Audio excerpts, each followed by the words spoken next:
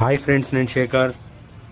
Micromax keypad మొబైల్లో battery error ప్రాబ్లంతో వచ్చింది. అసలు ప్రాబ్లం ఏంటి అన్ని చెక్ చేస్తే బ్యాటరీ సెక్షన్లో డిఎండిపి లైన్ మిస్ అయ్యే ఉంది. లైన్ కంటిన్యూటీ చెక్ చేసి ప్రాపర్గా లైన్ కంటిన్యూటీ ఓకే చేసను. రిపేర్ అయ్యాక మొబైల్ ఛార్జింగ్ మరియు battery error issue okay clear అయ్యింది. మీ కీప్యాడ్ ఆర్ ఆండ్రాయిడ్ మొబైల్ లో ఇలాంటి ప్రాబ్లమ్స్ ఉంటే visit Cheyandi.